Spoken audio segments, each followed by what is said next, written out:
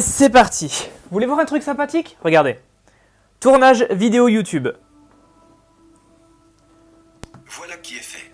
Et on est parti. Ça, c'est plutôt génial. Merci Siri. Let's go. Dans cette vidéo, on va parler ensemble de la prise de poids et notamment de la prise de poids au niveau du ventre. On va parler du stockage des graisses, on va parler de la graisse viscérale, on va parler de la graisse sous-cutanée. En gros, tu l'auras compris, on va parler de la graisse sous toutes ses formes et on va voir ensemble pourquoi on stocke de la graisse au niveau du ventre, comment cette graisse est-elle fabriquée à partir de ce qu'on mange ou de ce qu'on fait, et enfin, surtout, comment lutter, comment combattre cette graisse abdominale pour pouvoir enfin avoir le ventre plat dont on rêve. J'espère que tu es prêt, prépare-toi à prendre des notes, ouvre bien tes oreilles et c'est parti! On va clarifier et se mettre d'accord sur une chose.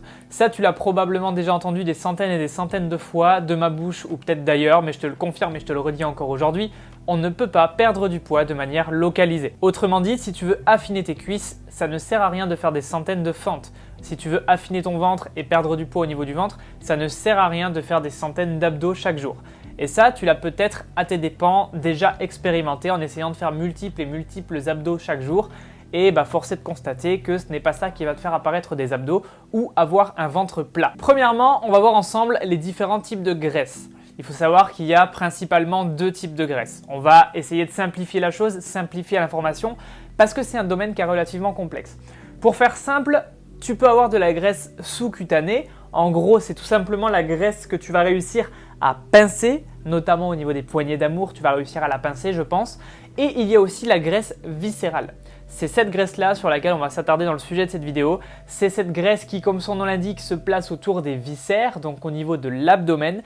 Et c'est cette graisse qui est responsable du fait que tu aies du ventre. Cette graisse, comme je viens de te l'expliquer, elle se situe au niveau des viscères. Autrement dit, elle enrobe les organes. Elle se place autour des organes. Et ça en fait une graisse particulièrement dangereuse. Pourquoi ? Parce que pour faire simple, les cellules graisseuses, elles vont provoquer la production d'hormones et de substances inflammatoires, comme par exemple l'IL-6, l'IL-1β ou le TNF-alpha. Et de ce fait, la graisse viscérale, elle est dangereuse tout simplement parce qu'elle va pouvoir à terme provoquer des caillots. Non pas des cailloux, mais bel et bien des caillots. Ce sont des morceaux de sang qui vont tout simplement à terme risquer de boucher tes artères. En gros, c'est ce qui peut être à l'origine de maladies chroniques, de maladies cardiaques ou encore pire, de certains cancers. Maintenant, cette graisse, elle est dangereuse, d'accord, c'est bien, mais il faudrait comprendre comment elle est fabriquée pour pouvoir lutter contre elle. Et c'est ce qu'on va voir maintenant. Comment cette graisse viscérale est-elle fabriquée ? Avant de commencer cette partie, je vais te dire une chose, ce n'est pas nécessairement le fait de manger gras qui va te faire créer du gras, c'est plutôt le sucre. Et on va donc parler du métabolisme du sucre. Comment le sucre que tu consommes, sous toutes ses formes, j'entends bien, c'est-à-dire que ça peut être des féculents, riz, pâtes, pain, ça peut être tout simplement des sucres transformés ou des sucres ajoutés dans les produits transformés tels que des barres comme des Twix, des Mars, etc. Ou encore, ça peut être toutes sortes de fruits, etc. Toutes les sources de sucre possibles. Comment ce sucre-là va être utilisé dans ton corps et qu'est-ce qui va se passer à l'intérieur de ton organisme? On va tout simplement passer sur l'écran ici. Alors, je ne suis pas un spécialiste du dessin, mais bon, on va dire que ça représente… Alors, est-ce que je peux mettre de la couleur? Si je peux mettre de la couleur, c'est génial. Voilà. Ça représente ton sang. Alors, effectivement, je ne suis pas un putain d'artiste. Bref, ça, c'est ton sang. Quand tu vas mettre du sucre, on va mettre le sucre en verre, dans ton sang, qu'est-ce qui va se passer? Tu vas tout simplement sécréter ce qu'on appelle de l'insuline. Insuline. Ouais, c'est plutôt pas mal. En vrai, c'est plutôt pas mal. Et le problème, on va donc faire ici du jaune, c'est que tu as ta cellule graisseuse qui est ici. Ça, c'est ta cellule de graisse. L'insuline, elle va donner l'ordre au sucre de venir se mettre dans la cellule graisseuse et donc de faire du gras. En gros, l'insuline va transformer le sucre en gras et venir le mettre dans la cellule graisseuse. Alors c'est très simplifié, c'est très vulgarisé, c'est très schématisé, mais grosso modo c'est comme ça que ça se passe et c'est le sucre que tu consommes et la sécrétion d'insuline qui en découle en fait, qui va faire que ton sucre va se transformer en gras et va venir stocker des cellules graisseuses. Et le principal problème avec l'insuline, c'est qu'elle est têtue, c'est-à-dire que c'est un peu comme un gardien de foot. Si tu veux, là tu peux marquer un but, mais tu ne peux pas marquer un but dans le sens inverse tant que l'insuline est présente. Autrement dit, tu peux créer du gras, tu peux stocker du gras, mais tu ne peux pas déstocker du gras tant que tu sécrètes de l'insuline. Et tu l'auras compris, tu sécrètes de l'insuline quand tu consommes du sucre. Autrement dit, quand tu manges, parce qu'il y a quasiment du sucre dans tout ce qu'on mange et dans tous nos repas.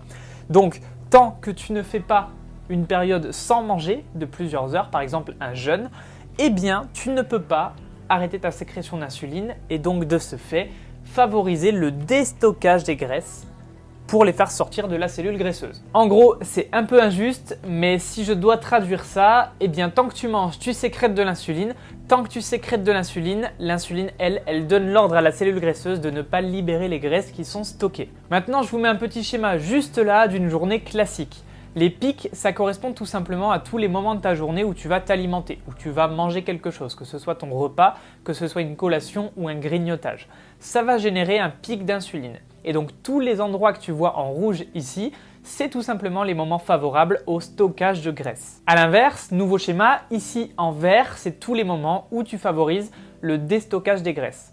Et tu remarques que la majeure partie de ce temps-là, c'est quand tu dors parce que tout simplement tu ne consommes aucun aliment. Maintenant, tu comprends le problème des grignotages à répétition. Tu sécrètes multiples fois de l'insuline dans la journée, donc tu crées des cellules graisseuses et tu empêches en plus de ça les cellules graisseuses déjà existantes de se déstocker. Donc tu accumules et encore accumules du gras sans pouvoir lui permettre à un moment de disparaître. Et c'est encore pire si tu consommes des sodas ou des produits sucrés ou encore des produits avec sucre ajouté ou encore des produits transformés. Mais ça, on en vient un peu plus tard dans la vidéo. Parce que en gros, pour résumer, dans ces cas-là, eh bien tu passes tes journées à créer du gras. Maintenant, quelles sont les solutions? Que faire pour faire diminuer cette graisse viscérale et pour favoriser le déstockage des graisses? Eh bien tu l'auras compris, il faut tout simplement accorder à ton corps plus de temps dans ces phases vertes, ces périodes de déstockage. En gros, il faut tout simplement permettre à ton métabolisme de vider les réserves plutôt que de les remplir. Et pour ça, je vais te donner 10 conseils pour commencer dès aujourd'hui à mettre ça en pratique et réussir à diminuer ta graisse viscérale. C'est parti pour le premier conseil. Premièrement, diminuer ton apport en glucides. Alors là, c'est assez mitigé. C'est assez mitigé pourquoi? Parce que les études scientifiques, elles sont formelles, elles montrent bel et bien qu'un régime cétogène, donc un régime sans glucides, ça favorise énormément et de manière très efficace la perte de graisse viscérale.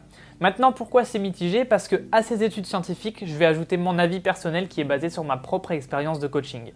J'ai aujourd'hui suivi des centaines, voire même des milliers de personnes à travers mon passif chez La Sèche, de personnes à se transformer. On a aidé énormément de monde à changer leur mode de vie, à changer leurs habitudes alimentaires et j'ai pu constater, notamment à plusieurs reprises, que si on change drastiquement quelque chose dans l'alimentation de quelqu'un, ça ne peut pas marcher sur le long terme. Et ça, c'est tout à fait normal, c'est dû à notre cerveau. On ne peut pas modifier une habitude du jour au lendemain. C'est tout le principe des bonnes résolutions dont je te parlais dans la vidéo précédente et où je te parle souvent sur Instagram. Il vaut mieux instaurer progressivement des petites modifications dans ton mode de vie jusqu'à que ça devienne une habitude plutôt que de vouloir changer du tout au tout du jour au lendemain. C'est pourquoi personnellement, je ne suis pas favorable et je ne conseille pas particulièrement d'utiliser ce régime cétogène. Parce que consommer zéro sucre dans ta vie de tous les jours, c'est quelque chose que personne n'a l'habitude de faire à part des sportifs de haut niveau dans certains moments de leur carrière. Et encore, ils ont des suivis vraiment spécifiques avec des médecins, etc. Et c'est assez simple pour eux du coup de se complémenter avec des compléments alimentaires et de ne pas ressentir de manque.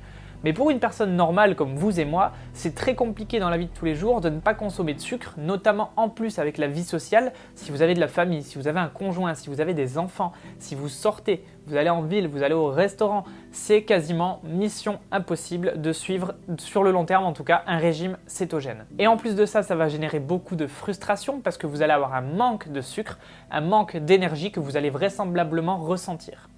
Sinon, à part ça, le régime cétogène, en quelques mots, qu'est-ce que c'est? Je vous l'ai dit, c'est tout simplement le fait de consommer zéro glucides et de remplacer les sucres par des graisses de bonne qualité. Ainsi, ça va provoquer sur notre métabolisme ce qu'on appelle un état de cétose et donc ça va favoriser énormément le stockage des graisses et notamment le stockage de la graisse viscérale. Alors du coup, si je ne conseille pas ce mode de régime cétogène, que faire si je vous dis de diminuer les glucides? Eh bien encore une fois, je conseille vivement une diminution progressive de vos habitudes. Si tu as l'habitude de manger, un bol de céréales le matin, une banane à 10h et 100 g de riz et 100 g de pâtes le midi et le soir. Eh bien tout simplement, tu peux passer tes doses de 100 g à 80 g pour ce qui est du midi et du soir. Tu peux manger peut-être 3/4 voire un demi bol de céréales au lieu d'un bol complet. Et peut-être qu'au lieu d'une banane, tu peux te tourner vers un fruit qui est un peu moins riche en glucides, comme par exemple une pomme. Ça déjà, c'est un plutôt bon changement, c'est même un très bon changement, et ça ne va pas drastiquement te créer de manque ou modifier tes habitudes parce que tu vas garder les aliments que tu as l'habitude de consommer, tu vas simplement réduire les quantités. Deuxième conseil, consommer plus de fibres. Et notamment plus de fibres solubles, parce qu'il existe deux types de fibres, les solubles et les non solubles. Ce type de fibres-là, tu vas notamment les retrouver dans les légumineuses et dans les patates douces. Mais tu vas aussi en retrouver dans les céréales et notamment dans les graines de lin. L'intérêt, qu'est-ce que c'est? Ça va être de réduire le taux de gréline. La gréline, c'est l'hormone de la faim. Donc déjà, tu auras plus cette sensation de faim et sur ta journée, tu n'auras pas nécessairement l'envie de grignoter ou de manger. Gréline, qui d'ailleurs a donné naissance au terme grailler, manger. Non, pas du tout, c'est totalement faux. Un autre intérêt des fibres, c'est le ralentissement de l'assimilation des aliments que tu vas digérer et notamment le ralentissement de leur passage de l'estomac vers l'intestin, ce qui ça aussi va favoriser le fait que tu auras moins faim. Troisième conseil, consommer plus de protéines. Les protéines, c'est clairement le macronutriment le plus important, notamment dans le cas d'une perte de poids. Macronutriments, qu'est-ce que c'est? C'est protéines, glucides et lipides. Pour moi, sur les trois, si ton objectif est de perdre du poids, c'est le plus important. Où est-ce qu'on peut trouver des protéines? C'est plutôt simple, tu vas tout simplement en trouver dans les légumineuses, dans la viande, dans les œufs, dans le poisson, dans les produits laitiers ou encore dans des compléments tels que la whey protéine. Là aussi, consommer des protéines, ça va favoriser la diminution du taux de gréline, donc on va tout simplement avoir moins faim.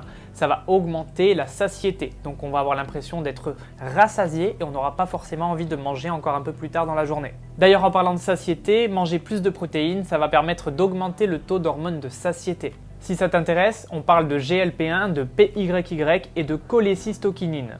Quatrième conseil, consommer moins d'alcool. Alors là, il n'y a pas de secret, 1 g d'alcool c'est 7 kcal, souvent c'est mélangé avec des sodas ultra sucrés. Je ne vais pas te faire un dessin, ça ne va pas favoriser ta perte de graisse. L'alcool, il a été prouvé à maintes et maintes fois avec de nombreuses études scientifiques qu'il favorise le stockage de graisse et notamment le stockage de graisse viscérale, donc au niveau de l'abdomen. CF, le fameux ventre à bière. Je sais qu'on a tous dans notre entourage de plus ou moins loin quelqu'un qui consomme énormément de bière de manière régulière et qui a ce fameux bide à bière, notamment chez les hommes, parce que la production hormonale fait que naturellement, ça favorise énormément le stockage au niveau des graisses viscérales. Donc, quatrième conseil, diminuez votre consommation d'alcool. Cinquième conseil, consommez moins de produits, je dirais même si vous ne pouvez pas de produits avec des sucres ajoutés. Attention à l'industrie alimentaire. Là, aujourd'hui, en ce moment, plus que jamais, en 2020, la mode, elle est au pauvre en sucre, etc. Mais qu'est-ce qu'on met à la place? D'ailleurs, je ferai une vidéo bientôt sur les édulcorants pour faire des petits comparatifs Coca, Coca Zéro, etc. Je pense que ça peut être intéressant. Si ça vous intéresse, mettez-moi votre avis dans les commentaires et les aliments que vous aimeriez que je compare. Je disais donc, le sucre ajouté, ça craint. Ça craint pour deux raisons. Premièrement, parce que ça contient rien de bien intéressant. Ça n'a pas de micronutriments. Autrement dit, 0 vitamines et 0 minéraux. Et deuxièmement, à 50%, c'est composé de fructose. Et le fructose, lui, qu'est-ce qui se passe? En grande quantité, il crée facilement de la graisse viscérale pour simplifier un peu la chose. Parce qu'il va facilement être utilisé par le foie et donc beaucoup de fructose crée beaucoup de graisse transformée dans le foie et donc, boum, graisse viscérale. Pour cela, solution simple, consommer des aliments naturels non transformés. Sixième conseil, consommer moins, encore une fois, si vous le pouvez, ne consommez pas, d'acides gras trans. Les acides gras trans, ils sont utilisés dans l'industrie alimentaire pour permettre de conserver, notamment en magasin, des aliments un peu plus longtemps. Ça se fait via un ajout d'hydrogène dans des graisses végétales. C'est vraiment nocif pour la santé. Votre corps, il en a absolument pas besoin. Ça n'a rien de naturel. Je vous conseille vivement d'éviter ceci. Et ça, vous le trouvez où? Encore une fois, vous le trouvez dans des produits transformés, notamment dans tout ce qui va être pâtisserie, viennoiserie, qu'on arrive à conserver, vous le voyez, 3-4 jours en magasin. C'est assez étonnant. Ne mets pas ça dans ton organisme, s'il te plaît. Septième conseil, consommation de probiotiques. Les probiotiques, alors ça peut faire peur dit comme ça, mais c'est des petites bactéries vivantes, oui, qui vont avoir un énorme impact bénéfique, je précise, un impact positif pour une fois, sur ton organisme, et notamment au niveau de ta flore digestive et de ta flore intestinale. Encore une fois, on va parler d'augmentation du taux de GLP-1 et d'ANGPTL4. La NGPTL4, c'est une protéine qui va favoriser la réduction du risque de stockage des graisses. Où est-ce que tu peux trouver des probiotiques? Si tu en cherches en quantité, on va dire importante, tu peux en trouver dans le kéfir, qui est tout simplement du lait fermenté. Je t'invite à te renseigner là-dessus, c'est super intéressant d'un point de vue nutritionnel. ou tout simplement tu peux en trouver sous forme de compléments alimentaires, par exemple en pharmacie. 8e conseil, le sommeil. Alors là on y revient, encore une fois, les fameuses 7 heures de sommeil vivement conseillées chaque nuit. Évidemment, bien dormir, ça facilite la régénération cellulaire, ça facilite le renouvellement du sang, ça facilite la régénération musculaire, bref, ça favorise plein de choses. Le sommeil, c'est super important. Puis soyons honnêtes, hein, plus tu dors, moins tu manges. Non, je rigole, c'est pas forcément pour ça que ça fonctionne, mais grosso modo, c'est aussi une des raisons pour lesquelles ça fonctionne. Plus tu dors, moins tu manges, donc plus tu passes de temps dans la période où ton corps n'a pas d'apport calorique, donc pas de sécrétion d'insuline. Donc, si tu te rappelles du schéma que je t'ai mis au début de la vidéo, tu es dans les périodes vertes où ton corps va permettre un déstockage des graisses. Si comme moi, tu as du mal à t'endormir et que ça raccourcit vraisemblablement tes nuits du coup, je t'invite à utiliser peut-être un masque de nuit, tout simplement un masque que tu viens mettre sur les yeux pour ne pas voir de noir, ou encore peut-être la méditation. Moi, ça m'a beaucoup aidé, j'utilise l'application Headspace et ça m'aide beaucoup à m'endormir.